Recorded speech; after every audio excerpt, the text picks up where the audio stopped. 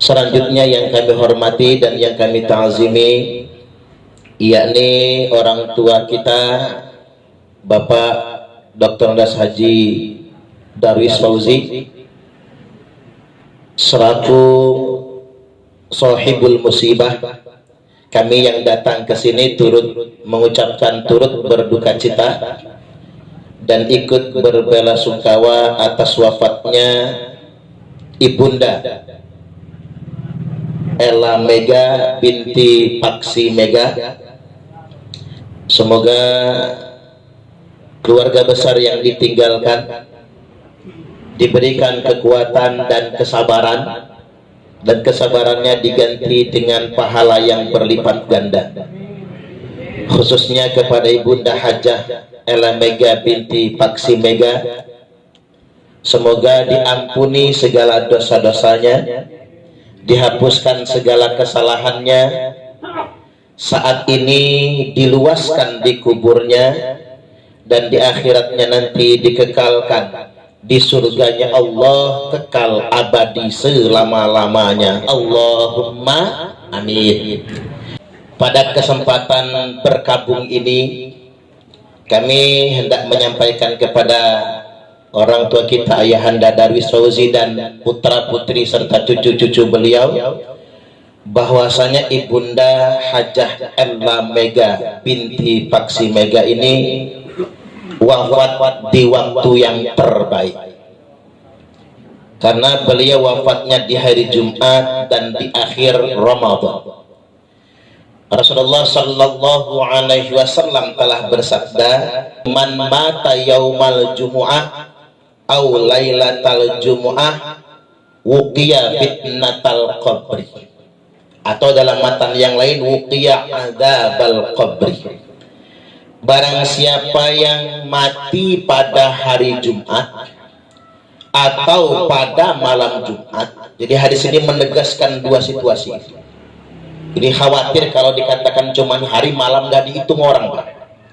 Jadi Nabi menegaskan man mata yaumal jumu'ah, barang siapa yang mati pada hari Jumat, au lailatal jumu'ah, atau matinya juga pada malam Jumat, wuqiya fitnatal qabri, maka ditetapkan ia bebas dari siksa kubur. Makanya dalam matan yang lain disebutkan wuqiya adzabal qabri. Selain itu memang ini ujung Ramadan, di mana 10 hari terakhir bulan Ramadan ini adalah fase itqum minan nar. Saya ulangi, itqum minan nar, yakni fase ditetapkan bebas dari api neraka. Berarti ibunda kita ini satu ditetapkan bebas dari siksa kubur, dan yang kedua ditetapkan bebas dari siksa api neraka. Allahumma amin. Dengan demikian beliau dikekalkan di surganya Allah Subhanahu wa ta'ala. Allahumma amin. Mudah-mudahan kabar gembira akan hadis-hadis ini bisa membuat keluarga besar sedikit terhibur akan duka dan musibah yang baru saja terjadi ini. Jadi memang itulah perjalanan hidup kita, Pak. Kita ini semua ingin matinya husnul khotimah, mati di waktu terbaik dan pada kesempatan terbaik. Karena pada dasarnya innamal a'malu bil khawatim, sesungguhnya semua perbuatan itu tergantung akhir. Semua perbuatan itu tergantung endingnya. Makanya ada keterangan begini, nggak enak baca hadisnya, nggak enak, tapi harus dibaca ya, Pak. Sesungguhnya ada salah seorang di antara kalian yang sepanjang hidupnya mengerjakan amalan ahli surga, hatta ma yakunu bainahu wa bainaha illa zira', sampai-sampai tidak ada jarak antara dirinya dengan surga kecuali tinggal sehasta. Sesaat lagi dia hendak masuk surga, fayasbiqu alaihil kitab, sayang ketetapan mendahuluinya, fayamalu bi'amali ahlin nar, dia kerjakan amalan ahli neraka, lalu dia mati, fayadkhuluha, lalu dia masuk neraka. Gak enak betul bacanya nih Pak.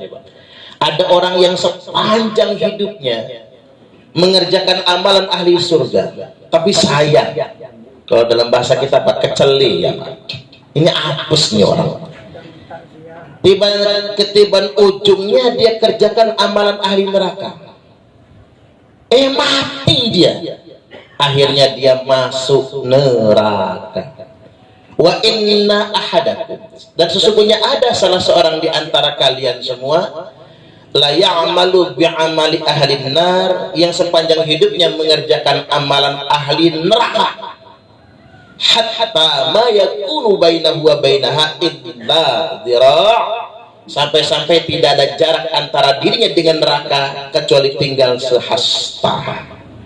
Sesaat lagi dia mau masuk neraka, dia kerjakan amalan ahli surga, lalu dia mati masuk surga. Ini kasuistis ya Pak, nggak semua orang begitu. Ada yang sepanjang hidupnya mengerjakan amalan ahli neraka, tapi endingnya husnul khotimah. Nah mudah-mudahan kita ini, kita baik-baik saja, mati semua husnul khotimah, kemudian masuk surga. Allahumma amin. Walaupun begini Pak, hidup ini tak seindah yang kita inginkan. Ada orang yang punya slogan, pengennya kecil dimanja, muda poya-poya, tua kaya raya, mati masuk surga. Enak aja dia ya Pak. Hidup ini enggak seindah yang kita inginkan. Karena mengapa? Ad-dunya sijnul mu'min, dunia ini penjara orang beriman. Enggak akan ada orang yang hidupnya begitu indah di dunia ini, enggak akan ada. Karena dunia adalah penjara. Pasti kita dikasih ujian. Pak Darius Fauzi sampai 2 tahun setengah sakit ya, yang kita semua mengiranya seperti tak panjang umur lagi. Nah penderitaan beliau mengalami sakit itu adalah bagian daripada ujian dunia. Karena kita nggak akan pernah mulus betul hidup di dunia ini. Karena sebetulnya surganya orang beriman itu adalah di akhirat nantinya.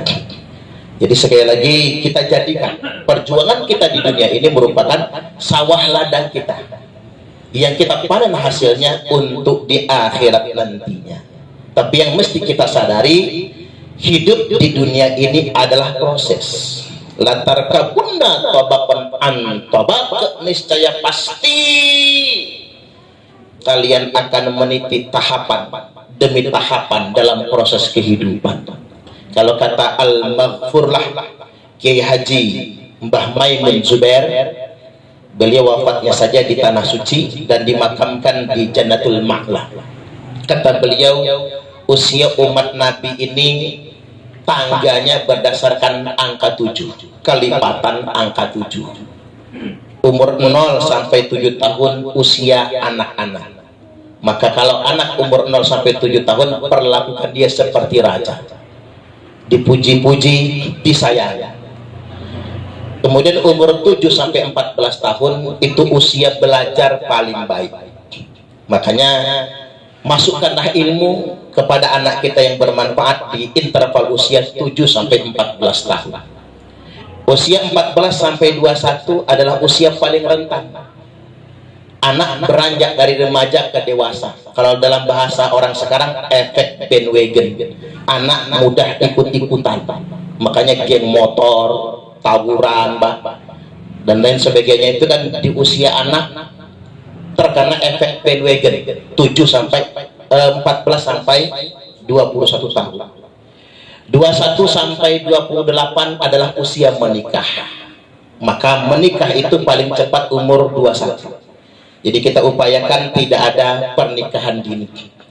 Himbauan pemerintah kan begitu Pak, agar mencegah stunting katanya, maka hindari pernikahan dini di bawah usia 21. Menikah paling tepat umur 25, menikah paling telat umur 28. Makanya benar kalau kata orang itu, kalau umur masih 25, jodoh di tangan Tuhan. Tapi kalau umur 28 belum nikah-nikah, Tuhan angkat tangan. Ini yang 28 lewat ya. Pak Bakar aja cepat punya pendamping ya, masa yang bujang nggak laku-laku, Pak Bakar aja laku ya, luar biasa. Umur 28 sampai 35 usia bekerja. Saya ulangi sekali lagi, umur 28 sampai 35 itu usia bekerja. Kasih tahu sama anak-anak bujang gadis kita, kalau mau kerja, kalau udah umur 28 gak usah milih-milih, kerja apa saja yang penting halal. Kalau semua orang mau jadi PNS, Pak, siapa yang mau ngegaji? Kan begitu. Kalau semua orang mau jadi karyawan tetap, karyawan aja banyak di PHK zaman sekarang. Jadi kerja apa saja yang penting halal. Usia 35 sampai 42 adalah usia kaya. Ini kata Mbah Maimun Zubair. Kalau umur 35 sampai 42 kita kaya, maka insya Allah akan kaya selama-lamanya.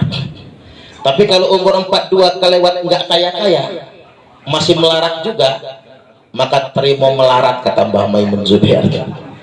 Ya, tapi konsep kaya itu kan bukan harta sih Pak. Ya, kita ini ngomong bahasa tua aja lah. Kaya itu kan bukan soal harta, tapi kaya itu soal rasa. Betul nggak kira-kira?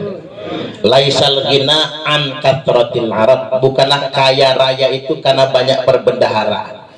Walakinnal ghina ghinan nafsi, tapi kaya yang sebenarnya itu kaya jiwa kalian semua. Bukan kaya yang membuat Anda bahagia, tapi rasa bahagia yang menjadikan Anda kaya. Bukan kaya yang membuat Anda bersyukur, tapi bersyukurlah yang membuat kalian jadi kaya. Kalau mau belajar begitu ya belajar sama Pak Darus Fauzi. Beliau pernah kaya raya, pernah punya jabatan tertinggi, itu jabatan PNS di kabupaten. Berarti tadi beliau nyebut ibu ya, ibu itu orangnya low profile, padahal beliau itu pernah menjadi ketua Dharma Wanita Persatuan Kabupaten Tulang Bawang, kan begitu. Pernah punya jabatan tinggi tapi low profile. Saya kira orangnya judes Pak dulu tuh. Begitu saya ketemu, ramahnya bukan main, sangat ramah. Nggak mau ngurusin urusan orang, nggak mau ngurumpiin orang, nggak mau ngomongin aib orang lain. Kalau ngobrol ramahnya bukan main, penyayang. Nah tadi Pak Dari sudah belajar semua itu, sudah mengalami. Nyumbang masjid tinggal nyumbang, bangun musola tinggal bangun, kan begitu ya. Semua proses sudah dilalui. Pada akhirnya beliau berkesimpulan, kaya itu bukan soal harta, tapi kaya itu soal rasa. Mudah-mudahan kita semua kaya rasa dan kaya harta. Allahumma amin. Sampai 42 ya. Umur 42 sampai 49 itu usia tobat. Bagi yang belum tobat, makanya yang merasa masih nakal, ingat umur. Kalau umur 42 ke atas langsung tobat. Usia tobat paling telat itu umur 49 berdasarkan teori, Pak. Umur 49. Kalau sudah kelewat 49 nggak tobat-tobat, itu namanya sayur nangka bumbu kemiri. Tua bangka nggak tahu diri, alias tua-tua keladi, makin tua makin jadi. Tua-tua keladi makin tua makin kanji. Umur 49 sampai 56 itu adalah usia termatang manusia. 49. Jadi kalau saya ini masih 42, Pak, belum matang saya, baru mau taubat soalnya. Walaupun Ustaz baru mau taubat, Pak, umurnya itu begitu. Usia matang itu 49. Jadi apa saja? Saya makanya kayak Hermawan, ya, karir politik masih panjang karena memang usianya belum nyampe. Nah, usia 49 itu usia termatang. Jadi apapun hebat. Makanya manusia itu kalau di umur 49 jadi apa saja hebat. Usahakan jangan di bawah itu gitu. Apalagi jabatan publik ya, jabatan politik yang terlalu tinggi, kurang baik karena dia belum mapan secara kejiwaan. Oke, pinter bisa dikejar, orang bisa belajar untuk cerdas, tapi kematangan jiwa hanya akan matang seiring dengan perjalanan usia 49 sampai 56. Karena umur 49 sampai 56 itu kemudaan enggak lagi, ketuaan juga belum, itu matang banget pokoknya. Nah, 56 sampai 63 usia kematian. Makanya usia pensiun itu kan 55, 56, 58, 60. Tahu betul yang bikin aturan tuh, Pak. Ini orang mau mati nih, makanya dibuat usia pensiun. Makanya kalau udah interval usia segitu ya siap-siap. Coba kita survei. Angka kematian tertinggi di Indonesia di interval usia 56 sampai 63 itu tertinggi. Nah, usia 63 sampai 70 tanda panjang umur. Makanya yang umurnya sudah 63 kelewat panjang umur. Pahami berapa? Nah, panjang umur ini benar. Ini bukti panjang umur. Luar biasa, alhamdulillah. Udah 71, udah banyak betul bonus. Tapi jangan dibanyakin dosa lagi. Jangan banyakin dosa kata. Enggak, giginya udah ada habis bahan itu.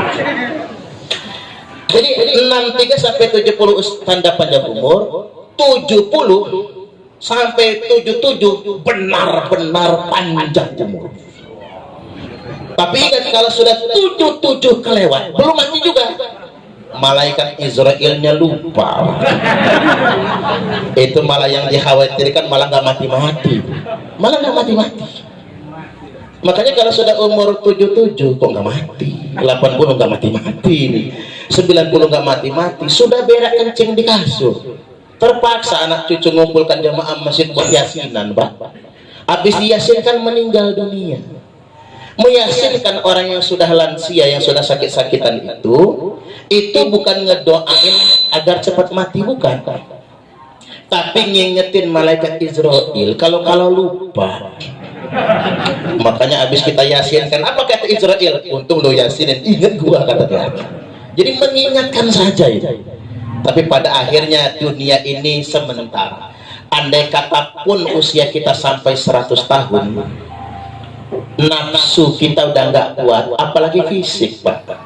Kalau 100 tahun itu nafsu udah mati, fisik kita sudah lemah, mata rabun, kuping budek, gigi habis, stroke bengek, tambah lagi kena prostat, bocor ke lepak, mau sholat aja nggak khusyuk, rambes dewe air kecil itu. Artinya mau selama apapun kita hidup di dunia ini, dunia memang untuk sementara. Akhiratlah tempat kita kembali yang kekal abadi selama-lamanya. Dan di bagian akhir saya ingin sampaikan, entoh masalah ajal, betul kalau kata Pak Darwis tadi, ini ketentuan Allah.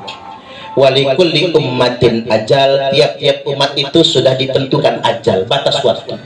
Fa idza jaa ajaluhum, maka apabila ajal mereka sudah sampai, la yastaghfiruna sa'ah, mereka tidak mampu menundanya walau sesaat, wala yastaqdimun, dan mereka pun tidak bisa memaksa untuk maju.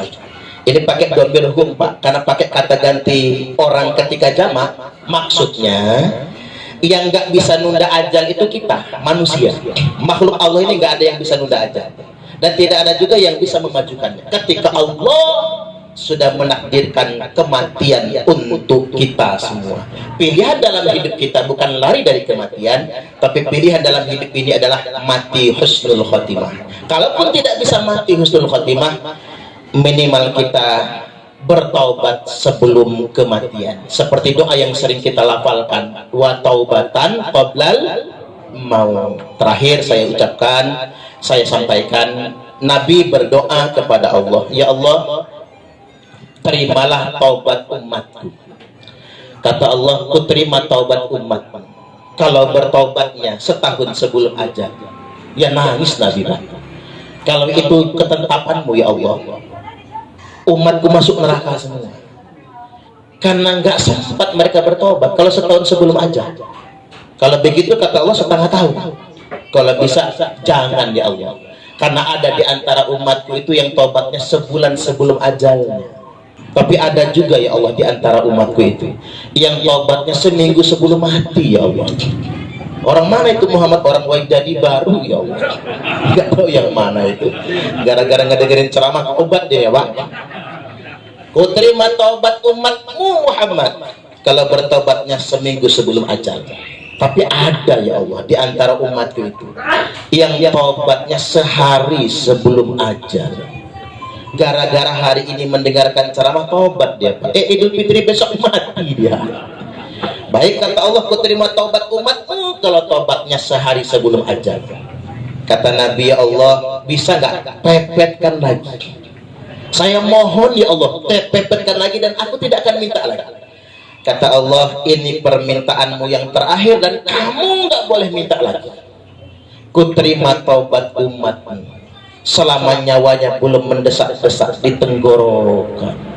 Oi, nangis Nabi Pak. Nabi langsung pamer di hadapan para sahabat, saking bangganya, saking terharunya. Innallaha yaqbalu taubatal abdi ma lam yughargir, sesungguhnya Allah akan tetap menerima taubat hambanya selama nyawanya belum mendesak-desak di tenggorokan. Tidak ada kata terlambat untuk bertobat, kecuali nyawa kita sudah sampai di kerongkongan, di tenggorokan alias di kerongkongan. Baik, demikian yang saya sampaikan. Satu pesan ya Pak, mohon maaf lahir dan batin kalau Idul Fitri besok seandainya tidak semua rumah bisa saya datangi.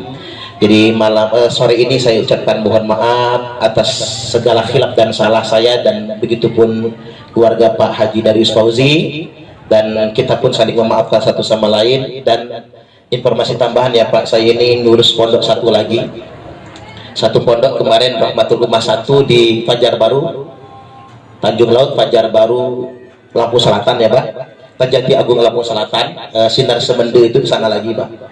Nah, pondok kedua kita ini sekarang alhamdulillah baru kita ambil alih Pak di Margo Lestari. Dari Pak Bakar tuh dekat Pak. Kalau Pak Bakar belok kanan, saya belok kiri itu. Gerbang Gedung Harapan ke kanan kan? Di gerbang ke kiri. Hanya 20 menit dari sini Pak, cuma 20 menit. Sudah ada SD-nya, SMP-nya, SMA-nya. Sudah lengkap fasilitasnya di sana. Nilai asetnya itu saya perkirakan sudah 5 miliar lebih itu. Alhamdulillah rezeki buat kita. Jadi kalau ada keluarganya yang ingin dititipkan mondok di Rahmatul Ummah 1 khusus putra yang di Tanjung Laut, dan Rahmatul Ummah 2 di Margo Lestari itu khusus putri. Kita nggak bisa gabung sementara Pak, takut pacaran anaknya itu, kita yang repot nantinya. Baik, demikian apa yang saya sampaikan pada kesempatan kali ini. Wallahul muwaffiq ila aqwamit thoriq. Wassalamualaikum warahmatullahi wabarakatuh.